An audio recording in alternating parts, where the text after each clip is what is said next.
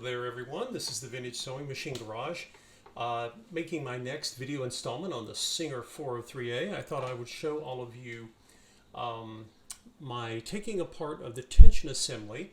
Now this tension assembly may look familiar to some of you. It is many of the later Singer sewing machines had this tension assembly. This one is different though than say the one you might find on a Singer 201 or many of the other Singers when they started introducing numbered dials. This one detaches a little differently. Sometimes you may have seen me on occasion show you when you're removing the thumb screw, you simply push in with the numbered dial and it releases. It pushes up in against the beehive spring. Well, on this one it does not. I'm going to show you how we disassemble this. I like to get in here and clean. I can see a little oxidation on the spring, which I can clean that up, but I want to get behind there. I can tell this machine has sat for quite a long time. So over here, I'm going to have to zoom in for you folks to really see it, but there is a tiny little set screw on the side of this thumb screw, if I'm making sense here. Right, and I need to get that out. I need to get that out so I can disassemble the tension assembly. So I'm going to take, this is one of these small, this happens to be a small vintage Singer screwdriver that is the right size. And I'm going to magnetize it. I think one of my viewers actually suggested this. I don't have magnetized screwdriver tips, but I can kind of make it behave that way. This is my shop light, and it happens to have 4 very strong magnets on it that are designed to hold it in place when you're using it, and you can see it'll hold the little screwdriver. So I just take it on both sides, and I don't even know how long I'm supposed to do this. Again, I think one of my viewers actually suggested it. Thank you, person who made that suggestion. And when I do that, I believe it creates a magnetic attraction for the screwdriver. I don't know if it's permanent or temporary, but it should work for our purposes. So anyway, I'm going to again come over here, and one of the reasons you want this magnetized, guys, is this screw is tiny. It is one of these little peppercorn size screws. So you want to have something. I've got this little jar lid. And I'm just going to leave the screw and the screwdriver in this little lid here. I think you can see, here it is. And it held it long enough to get it down into this. You want to have something like this ready. You really don't want to screw this big rolling around underneath furniture. It can be an unpleasant exercise having to find this. You probably can get replacements, but it's just an extra pain that you don't need. So an ounce of prevention is worth a pound of cure in that department. Now, let's see, I'm going to lay these pieces out and I basically, if you want to kind of help yourself remember what you're doing and how to do it, you basically, as you take the pieces off, I like to, first of all, hold everything else so it doesn't all come pouring out on you. And I'm basically going to take these pieces and I'm going to, and this little thumb screw has an inner part, right? There you can see it came right off in my hand.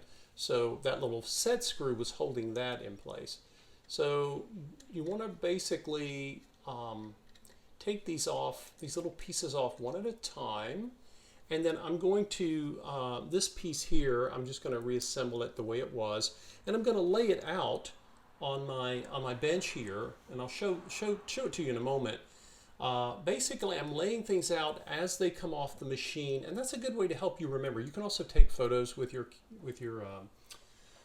camera, or you can watch a video like this. Now, the next thing that's going to come off is kind of interesting. It has threads on the outside, has threads on the inside, and I'm going to turn this. You can see the beehive spring behind there. They've used a similar spring we're all used to. And then here is a stop washer. That's what I call it. Now this one is different than some of the ones in the past. The ones in the past used to have the little finger at the top, if you want to call it that, would point, and it would point in one direction or the other if I'm holding it in profile, and you would always have the direction it was pointing toward facing you. Well, this one is completely vertical, and you just want to make sure that you install the washer so that it looks like that, right? Looks like it has the little finger pointing at the top. And the next thing that comes off is our beehive spring. You can see why it gets that name. And of course, you want them to come off here in this. It's in the right place, right? It has, looks like the letter E. I think I got that right.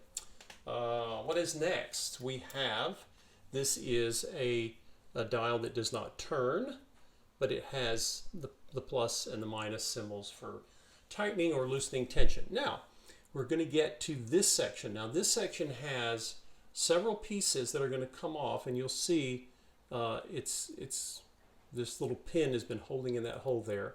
Do this very gently, okay? Because as I pull it off, I'm getting this cover, I'm getting the 3 tension discs, and you have 3 because this machine will do double needle sewing. And I've got my check spring, right, tension spring.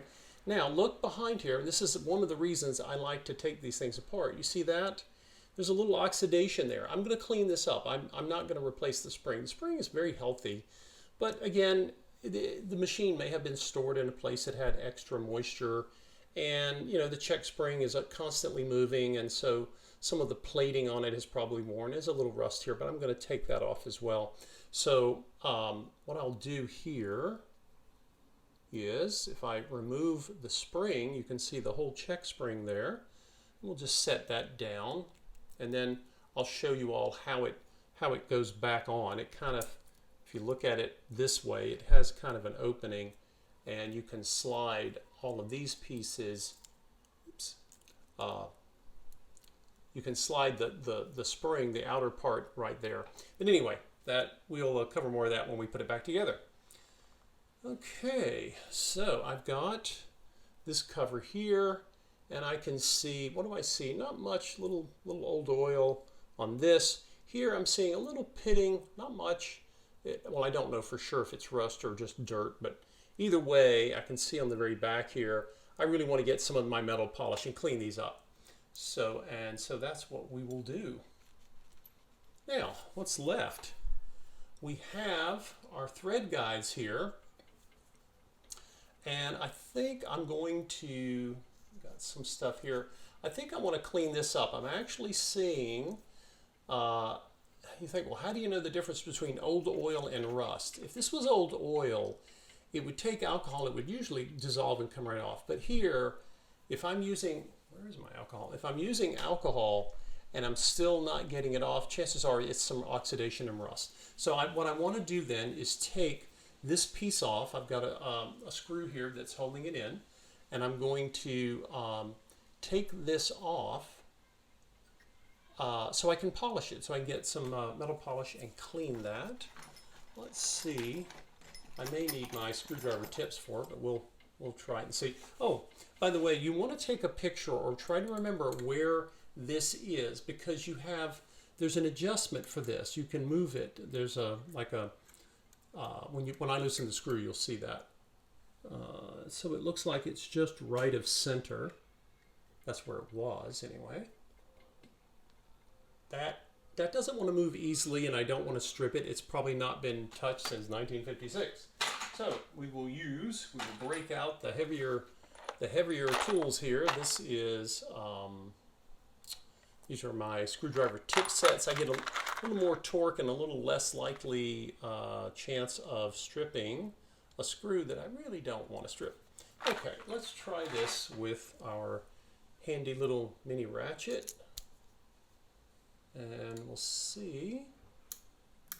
Make sure I get my screwdriver tip in there nice and seated, and I gotta kind of push. Well, let's try again.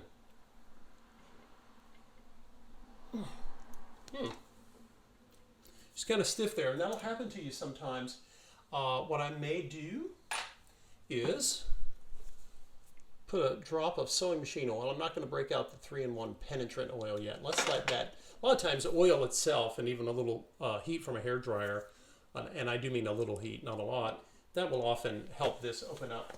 What else can I do? I'll give it one more try without overdoing it, and this time I'll use the screwdriver tip handle. I wonder if I should get one that's a little more snug.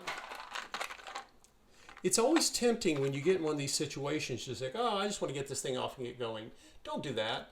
This thing has likely sat here, right? It had some light layer of machine oil when it was assembled in the Singer factory.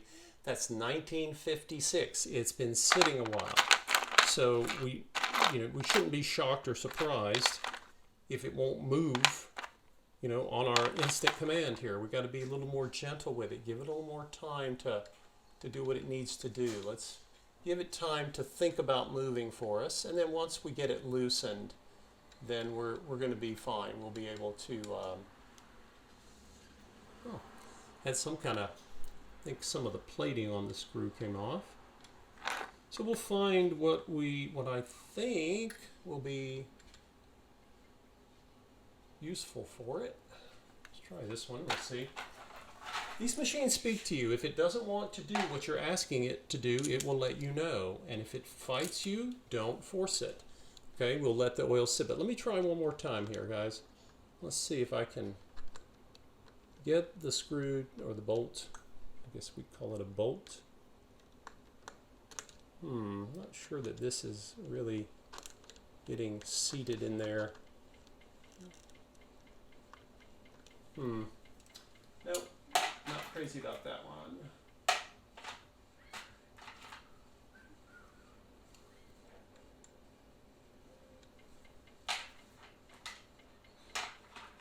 It's funny, but sometimes it's the strangest things that will try your patience sometimes. But that's when you have to step back and say, okay, let's be very methodical about it. Let's not go crazy. Pushing in, she doesn't want to move.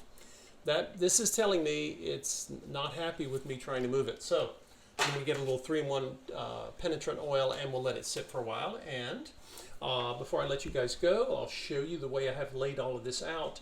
This is just a nice reminder. I should remember because I've done enough of these, but again, just do it like you see here, and it's kind of laid out in order for you. Just kind of a little visual cue for what you need to be doing. And so in the meantime, while I get ready to go looking for my penetrant to try to get this stubborn bolt loose, I'm going to take my Wienall polish, and you may have different metal polishes you want to use, and I'm going to take this piece. I'm just going to put the polish on it. You'll see some oxidation up here. These polishes are great because they will help remove old oil, dirt, and oxidation. Not all of it sometimes. Sometimes you have to use emery cloth or fine, very fine grit sandpaper, but the polish will take you a long way. It'll actually take off more than alcohol will because, as I mentioned, alcohol is good for removing old oil, but for any kind of light, and this is light rust, okay? It's not like heavily pitted and ruined or anything. But I'm just going to get my polish here, get it just kind of coated. I'm not actually doing any polishing at the moment. I'm basically just trying to get polish on it, and I'm going to let it sit because the polish, it has micro abrasives in it, but it's not just that. It has they have ingredients in these polishes that help dissolve things on metal. So we'll give it that chance to do its thing, and then I'll also, again, I'm going to be doing this with the discs that you see here, and again, I just want to spread the polish around. I have shown you guys you can use oil sometimes to try to seal things like discs, but I think I like the polish better. The polish will provide a seal and a protectant against future moisture corrosion. And once you've gotten this all buffed off, it's actually, I think it might be better than the oil, just because the oil can be very, the oil can attract dust. I don't know if metal polishes attract dust or not, but here again, and remember you've got the 3 discs with this machine because Singer said, oh, you can sew with 2 needles instead of 1. Some of you may do that. Some of you may do this on your newer machines. But again, you know, this is one of those things where if you put polish on and you let it sit for a while, it just, you know, it's doing some of the work for you. You still have some polishing, physical buffing to do, but it shouldn't be as hard as if you just put the polish on and went to town. I guess I could, but I have other things to do with this machine, so I'll let it sort of simmer, stew in some of this polish, and let the polish do some of the work chemically.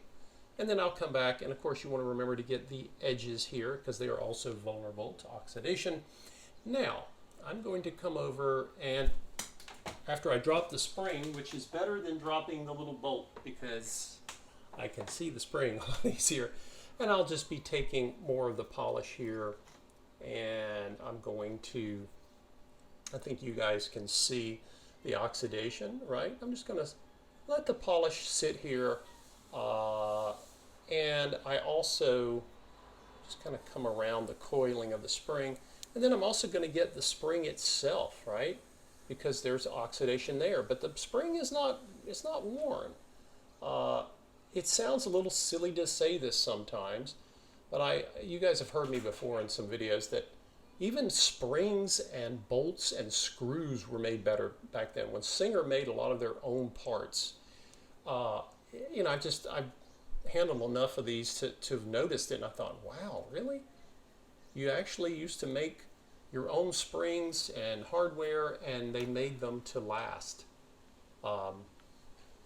It almost sounds silly to even bother to talk about it, but when we say that things aren't made the way they used to be, it's not just the machine, it's so many of the other parts that went into them.